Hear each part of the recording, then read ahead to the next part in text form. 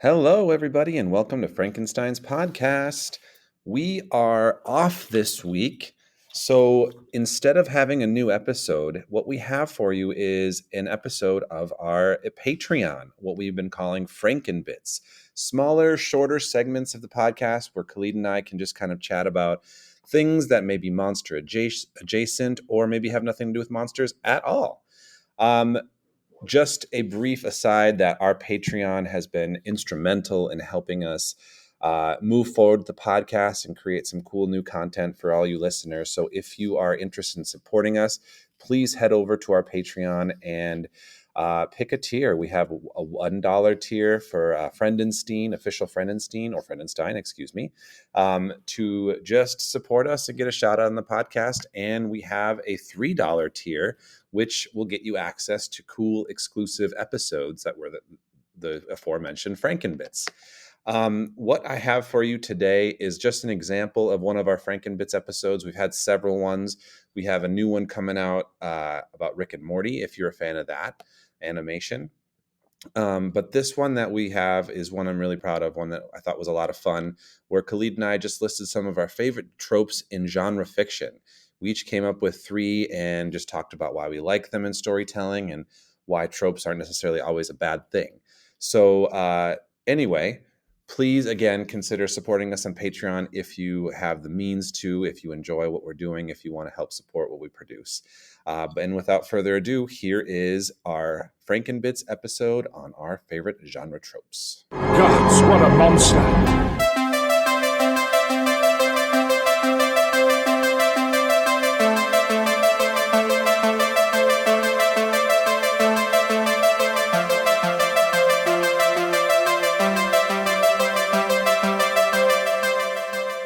What's up, Franken friends? It's Frankenbits. What the Frank is up? Yeah, get your Frank on. All right. I think we established this is a different kind of show. This is the after party, Khalid. Hey, do you have your sunglasses on? I got my sunglasses on. You got your shirt unbuttoned? I got my shirt unbuttoned, my vial of questionable substances. We're ready to party.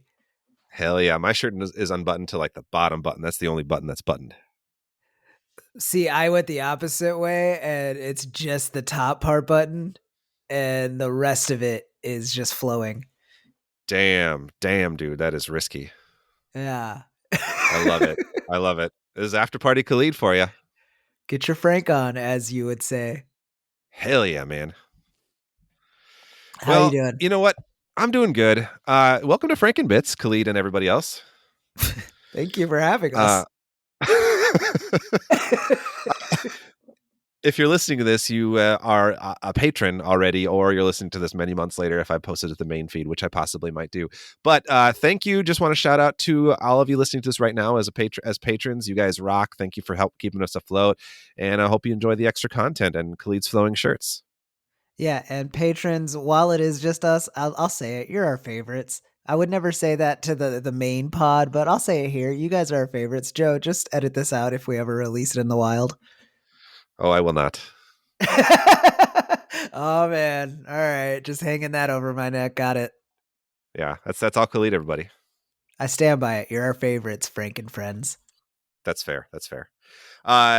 Anyway, Khalid, we have a really fun little Frankenbits episode for y'all. We thought we'd talk about, we talk about a lot in like episodes in general, just like tropes that we see in movies and stuff that we're covering. But we thought we'd like just dig into like a couple of our favorite tropes that whenever those comes up in a book or a movie, we just kind of like, I like that. I know it's a trope, but I like it. And we were going to share 3 of our favorites. And I also brought one of my least favorite, Khalid. I don't know if you have one of those there, but I'm going to share that at the end too. But before we dig into the tropes that we like, I just kind of wanted to like give us a little definition of what we're working with. So we're talking about genre tropes, which is different from like, if you're English majors out there, different than a literary trope, which is kind of tended to be more of it, just like a use of figurative language, like word or phrase or image for like artistic effect, like a figure of speech. The tropes that we're going to be talking about more revolve around like plot structure, theme, storyline, character trait, like a motif or a plot device that's common in storytelling. An example I'd say like is like the MacGuffin, right? Like the object that acts as a plot device to move the story along. The hero like finding the MacGuffin before the villain does. Like that is a common genre trope. I won't say that's one of my favorites, but it's a common one.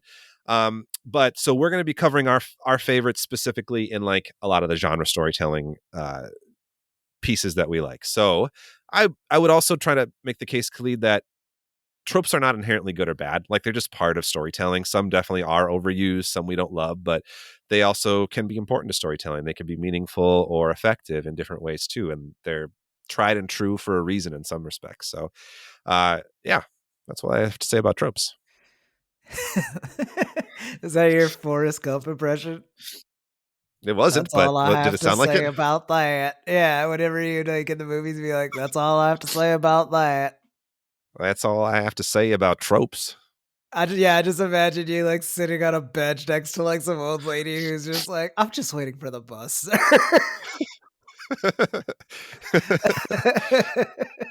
I do bring those notes to the bus stop, so it probably has happened. You do, yeah. You're always like, "Life's like a box of pop culture tropes." Pretty much, yeah. I mean, it's true. Yeah, the metaphor I doesn't don't, it, land nearly as strong. but it's true. After party, Khalid. After party. Clink. Anyway, That was our drinks clinking. clink, clink. Clink. I did it. I did it too. Thank you. Khalid, why don't you start us off? What's your first of your top 3 favorite tropes? Doesn't have to be in order, but what's the first one you want to talk about? Thanks for asking, Joe. I'm gonna kick this one off with something from like I guess you would call it the heist genre in films. Hmm. One of my favorite tropes that has been for a while is the idea that like if they walk you through a whole plan before executing it, that plan will fail and the heroes will have to improvise. I think the best example of this is Ocean's 11, but really just about any heist movie cuz it's obvious to say, but like we still fall for it every time, and I love it every time. Of just like, oh yeah, why would they show you the entire plan if it was gonna work? Because then you'd just be watching it twice. That's a great point. That's a good one. I So didn't think about that. Like, that's a fun one. Yeah. right? Yeah, there's like layers to it where it's like you can't even really fault the movie because it's like, yeah, we saw what it would look like if it worked. Of course that's not how it's going to happen. Exactly. Yeah. But like a lot of shows and movies do it and like it's always like treated as like this big like the plan didn't work like we thought it was going to work. It's like, yeah, that's it wouldn't be Of much course, of it's a not going to story work. if that happened then. And like the few The times I've seen it where like they do that, and I'm like, wow, this is really unsatisfying. when have you seen it like that? I wish I had an example offhand, but I know I've seen it before because I think it was like one of the few times I saw it where like the trope was inversed and it was like the plan worked according to plan. And it's just like, man, this is narratively just like, Unsatisfying. yeah, path of least resistance. Weird. Yeah, like I mean, the fun of it is like how it gets like derailed though, right? Like if they can make a creative way to like, Exactly. Usually yeah, it's like the bad guy knew about your plan all along, or like there's a traitor, and then it's like, huh, we knew there was a traitor. The plan we told you wasn't the plan. And that's also kind of like a subsection of the trope, because that's technically, that's just like unreliable narrator. hmm, that makes sense. Yeah. But yeah, that's my number one with a bullet, in no certain order. What about you, Joe? What is your first trope that you wanna enlighten us with? So one of mine that I really love is I think I was kind of like Googling to try to find like if any of these have official names, but it's called the bookworm trope, which is like where there's a character in the story who just like loves to read, obsessed with libraries, and like gets a lot of the knowledge to help move the plot forward that way. Some of the examples that you could say, like, I mean, as a main character, like Belle from Beauty and the Beast kind of fits the bookworm trope. You got Hermione from the Harry Potters, like Tyrion from Game of Thrones. But one that really stood out to me, and I don't know if you've ever heard of this even, but there's a book called The Warded Man. Have you heard of that book? No. Well, it's like this like fantasy story, and like there's these demons that are called the Corlings that can only be fought using this ancient magic that's practiced through the use of like runes and wards and stuff. But the protagonist like becomes this like really like bookish kid who like first time he goes to a city, he like first discovers what a library is and like spends like many of his formative years just like diving into books and like learns about this history of wards and like ultimately like finds a way to tattoo the wards on his body and like become the ultimate weapon against these demons. It's a really fun story, kind of pulpy, and I remember like really clocking that trope in that book because like that was a huge section of that book being like he's like just getting really into the library. And I've like noticed that in other like fantasy works a lot too, like in like where the protagonist like gets really into books, or they have like a friend who's just super into like reading, and then because of that they're able to like pick or like find this piece of information that's integral to the plot or integral to like achieving whatever goal they're trying to achieve. And I don't know, it's just like just such a nerdy little thing that I just really enjoy, and it's just fun. Like, yeah, power of books. Like, I'm all for that. Like, reading Rainbow, LeVar Burton, like, hell yeah. Like, reading is power. So, like, I'm into that. That's fun. Hell yeah, dude. I emphatically endorse that one. I almost did a library one because like I Yeah. couldn't figure out exactly what the wording was going to be, but just the idea of like the trope of like people going to the library and like finding that like the one book that Yes. that tells them everything about the thing they're fighting is always so cool. But yeah, man, like, and it's like, we see now the internet when it first came out was like exciting because it felt like, oh, it's the library online. And now it's like everybody Yeah. goes to the same 4 websites and like history just keeps getting like rewritten in real time or some shit. Like, do you see that Fruit of the Loom story? What? No. What? Okay, quick aside. Fruit of the Loom is like gaslighting people. And this girl on TikTok like figured it out because like if you look at like all of the Fruit of the Loom logos and stuff like that, it's just like sometimes it'll have fruit, but usually it'll just say Fruit of the Loom, right? Do you Yeah. remember there being a cornucopia in the logo? You know what a cornucopia is? I do. Yeah. Like Thanksgiving. Yeah. Yeah, do you remember that being a part of the Fruit of the Loom logo? Uh, yeah. Yeah, I do. Yeah, like a Yes. bunch of fruit and a cornucopia. Yeah. See, so everybody was like, "Oh, it must be like a Mandela effect thing because we can't find any information about it on the internet." And this chick was like, "No, no, we're not just gonna call like, no, that's not Mandela effect." So she like did a deep dive and she eventually found like honest to god like documentation. And the true story is that like the company was like doing a bunch of like really like evil dark stuff, and it turns out like Oh. they were like, it was like ecological like damage and stuff, and so like they would try to do like a whole rebrand, and that's why they buried like the cornucopia and tried to like rebrand Fruit of the Loom. I don't know, Yeah. I'm unclear how the cornucopia plays into it, but I say all that to say like that's the kind of shenanigans you get with the internet that you never get in a library. You just go to a library and you pull out a book and boom, the cornucopia is there. Yeah. Jesus. Wow. That is a insane story. Right? Yeah, the Fruit of Yeah. the Loom is like gaslighting us into thinking there was never a cornucopia. Yeah. What the fuck, Fruit of the Loom?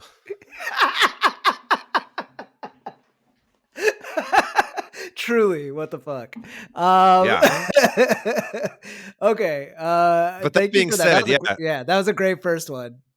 I will add a little bit to that trope, like the researcher kind of like the side character who does all the research is kind of falls in that. Like a couple of shows I've watched where it's like you kind of brought up the point of like going to like get the book from the library. It's like kind of like in those like the Buffy or the Angel shows, like those like procedural like Yes. supernatural shows where there's always like somebody who's like really good at finding the books, like or like oh this guy's gonna do the research. Like yeah, that's part of it too.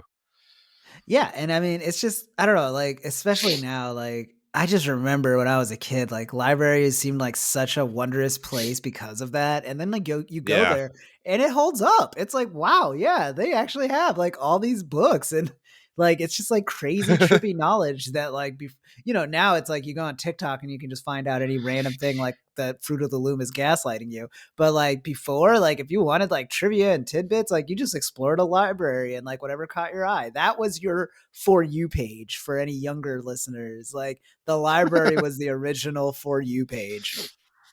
Yes, agreed. Good points. Libraries rule. Khalid, what's your number two? Thank you for asking. My number two, I'm gonna go with the trope where in typically in zombie movies, but there could be other infected movies that fall under this. But the guy that always gets bit and neglects to tell everybody else about it. Um, and it's a fave because if there's one thing that like a post-COVID America and like the world, I guess in a lot of ways has taught me is that like we really underestimate the power of viruses, especially on like a singular level and especially on a male toxicity level. Um, and I to to elaborate on that, what I mean is like I know so many guys firsthand that like earnestly would believe that if they got bit by a zombie that for whatever reason it would go differently for them and would just like neglect to tell anybody about it until the absolute last minute. And I might be talking about myself honestly at times. You know what I mean? It's just like Yeah. it's just like this very, and I only speak for men, but like there's this very broy mentality of like, oh, I'm just built different, you know? And I think my favorite example, because it's just like it happens every time, and you're just like, no, you just saw the entire globe succumb to this. Why do you think you like with the same infection are not going to? And I get it. If you're scared to die, that's one thing, but it's like I'd be more scared of like murdering the remnants of humanity, you know? So like I would at the very least like go like quarantine myself, and it's like if I turn, I turn, and it's like no loss. But like why do you have to stay with the humans that you will most likely have to make like who probably care about you make you kill you? And it's like this weird like I could be the 1% though. I could like what if it turns out that I don't turn and then I could save humanity? It's like no, you're gonna turn, bro. You've had a fever of 110 for like 3 hours and you're bleeding through your shirt. Like you're gonna turn. Um and it's like I think the best example of like a real world analog of that is like how many guys I saw on like Twitter and stuff like that when that the Titan submarine like imploded, you know, Yeah. feels like a lifetime ago. It was like last summer. um Right. so a lot of guys, or at least one guy, I don't want to say a lot of guys and then it turns out it was just one guy, but like at least one guy out there like tweeted that he was like, I don't know how to explain it, but I would have survived that. Like earnestly? Earnest. I mean, it seemed earnest, and it seemed like the kind of thing like, you know what I mean? Like I could think of guys like Yeah. it's just like, what do you mean? He's like, I don't know. Like it's like you mean like you know the thing like imploded, right? Like it just crumpled. Like what do you mean you'd survive it? And it's just like I don't know. I guess I would just like do like a move, you know? I mean, you can't underestimate a move. What are you gonna juke? You're gonna juke physics? Like, but then just like and like that's the same guy that just like ignores all rationale and lets like a zombie infection ruin the chances of the people who didn't get bit. Yeah. Yeah, you're right. That's a good point. Yeah, so that's It my it feel favorite. That's one of my favorite tropes. That's a good one. Yeah, like, 'cause it feels like that used to be such an annoying trope, but you're totally right, with just, like, modern times just showing us, like, oh, it's almost underutilized at this point. We can't just get people to like admit that it's real. You know what I mean? Like, like Yeah, honestly, like the guy, like in our and like the movies are probably giving too much credit because like that guy would probably just like, "So I'm not bit. I don't know what you're talking about." Like he would just like yeah, earnestly just keep like trying to gaslight and like lie and just be like, I'm just not bit." yeah. It's Right almost up more until he realistic, gets yeah. yeah, right up until he gets lockjaw and tries to bite people. But Joe, what about you? What's your number two trope? The rubber forehead alien trope, which, pioneered by, like, Star Trek and, like, a lot of sci-fi properties who are kinda, like, making aliens on a budget, where it's, like, you get the kinda notion of, like, an alien who's just, like, slightly different than a human because of, like, pointed ears or, like, a funky forehead or a funky chin or a funky nose or something. Like, I do love, like, weird out there aliens that are just, like, non-humanoid or, like, something really strange, but there's just, like, something, like, just charming about that, like, effort that they just put into, like, we need something weird, but we just don't have the, like, ability to get that weird with it. So they're just gonna do it slightly, like, different like that. You see it in, like, even some, like, 90s, like, fantasy shows, like the Hercules and Xena, like, like, the kind of, like, weird creatures there, or, like, just, like, the latex masks that they'll put on somebody and kinda, like, blend it into their skin, like, there's just something charming about that. I think I've talked about this before, where I like, one of the things I love about like goofy 80s space operas is just like weird aliens that don't look that unrealistic or that like different from us, but they're just like aliens because like that's what the script says.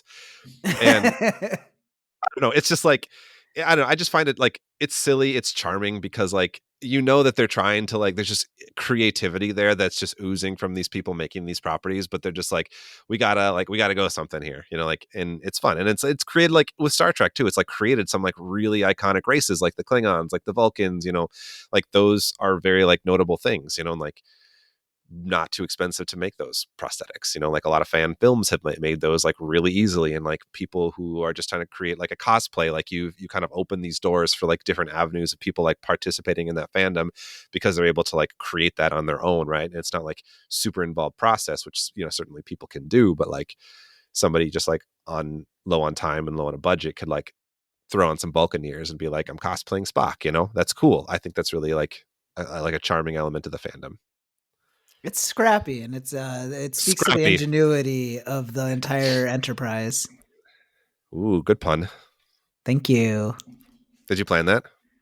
Like a second before I said it. That was good. I appreciate that. I appreciate that you're bringing the puns to the table, Khalid. You're welcome for making that enterprise pun for you. I think it made your night, if I could assume. Yes, I did it. You used him correctly. I enjoyed it quite a bit. Khalid, what is your last favorite one here? Last but definitely not least, for me, definitely has to be one that I've brought up on the main channel a bunch, but it's the guy in a monster movie that's on the monster's side for some reason. Um I knew you were going to bring this one up. it's my favorite trope because it's just like, and I want to be clear, I don't mean like a treacherous guy. I don't mean like, oh, like it's like this duplicitous like Charles Dance type like magician character, and then like somebody like feeds him information. I mean like honest to God, like an animal for all intents and purposes that like could not give a shit about any human. But for some reason, there's one human on the heroes team, usually at least just one, that's like feels like they're bending over backwards to make things easier for the monster, and you're just like, what the hell? Like, what's your end game? Like, and I think the honorable like mentions here would be like Alien, all pretty much any alien movie with an android. Oh, except for Charles Dance, who I thought was an android. Yeah. Wow.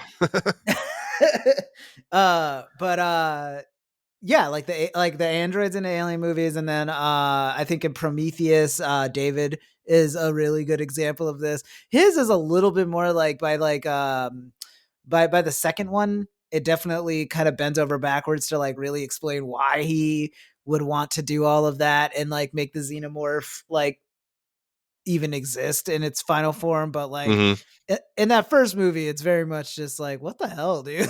Like you're on the side of like creatures that we don't even see or meet for like an hour and a half. Like they are definitely not in on this with you.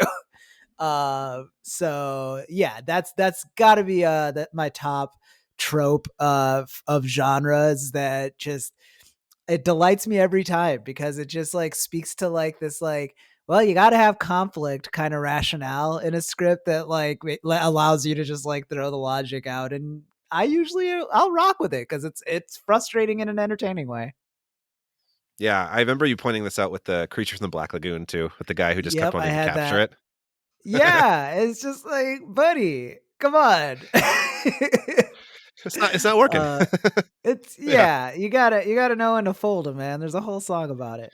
great song. But right. Yeah. So Joe, what about you? What is your final trope? My final trope, I have talked about this one too, is twofold, I'll say actually.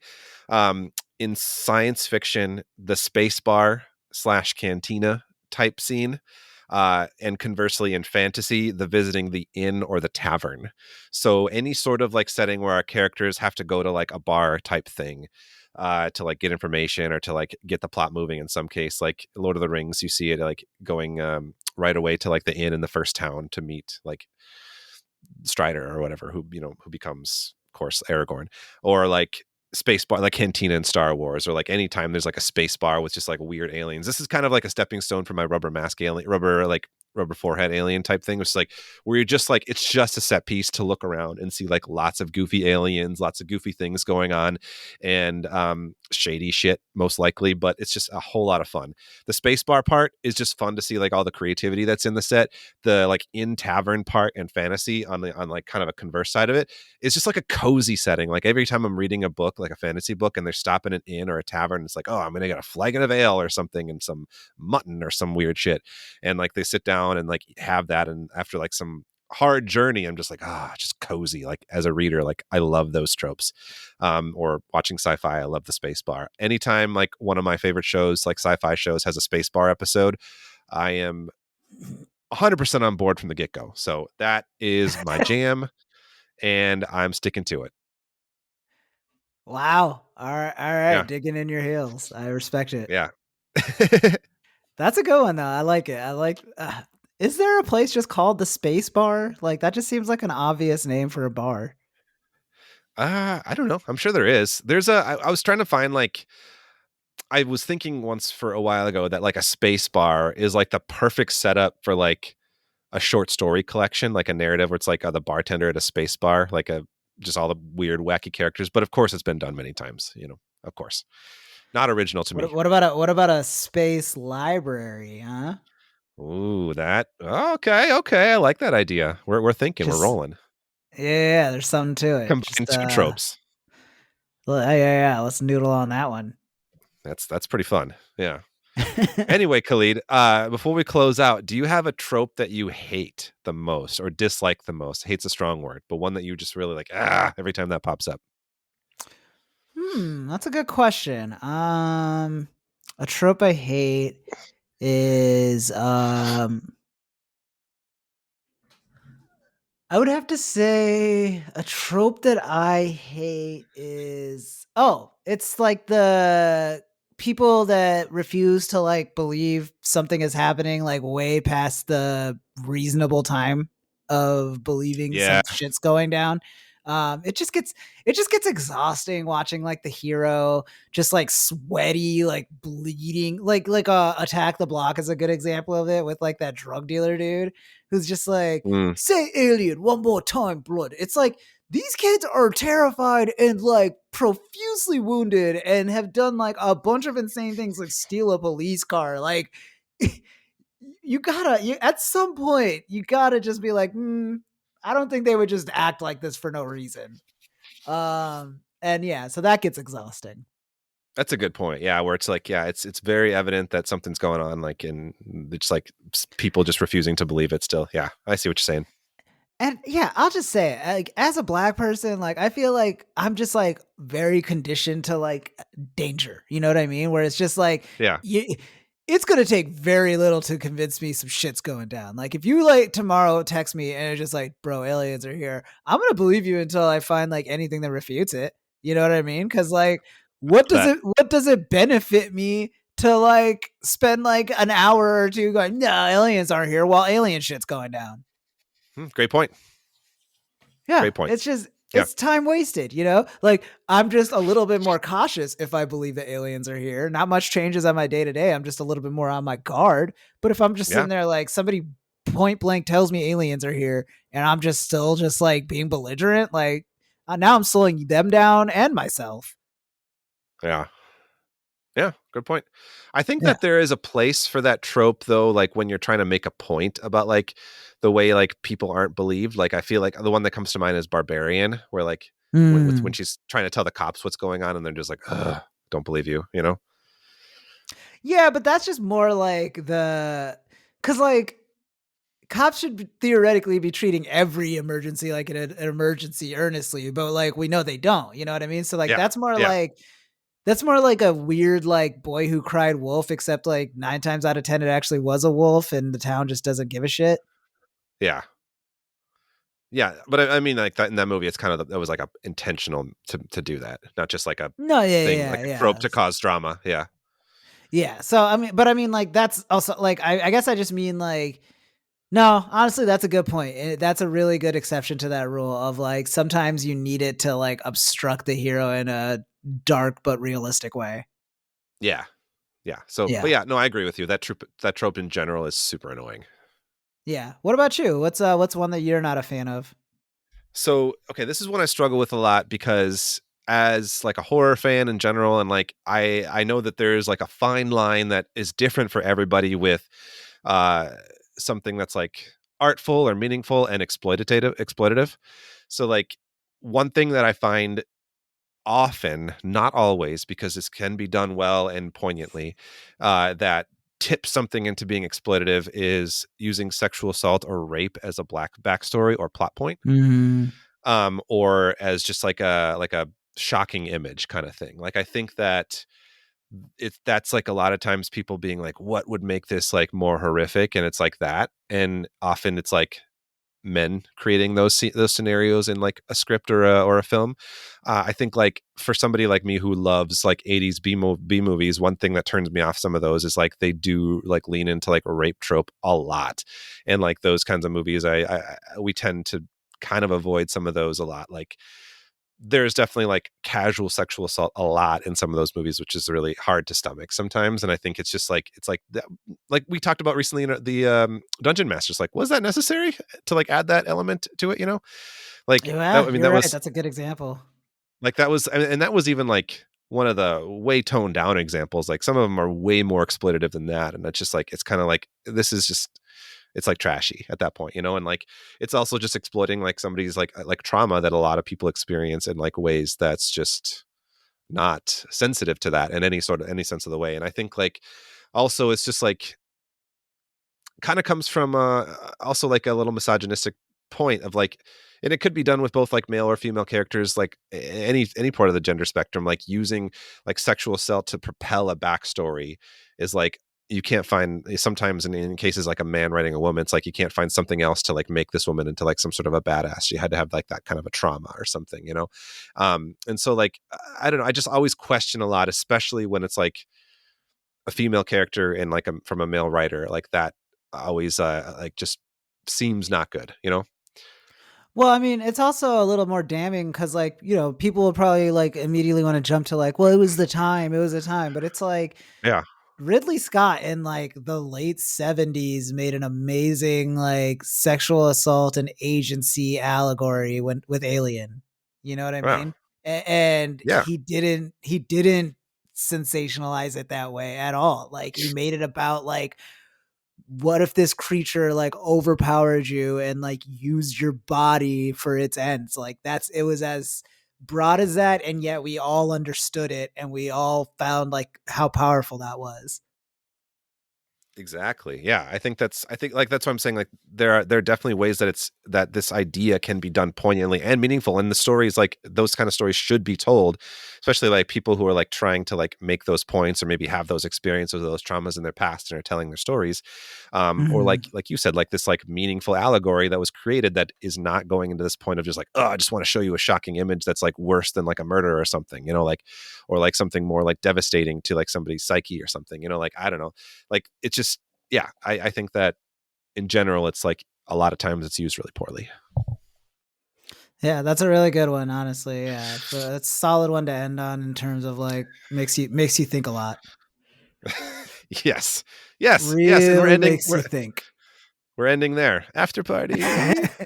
After party, clink clink.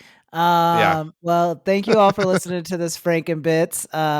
This still figuring out what this looks like, but this is another great addition to that experiment. I think we And know what yeah, this looks like, Khalid.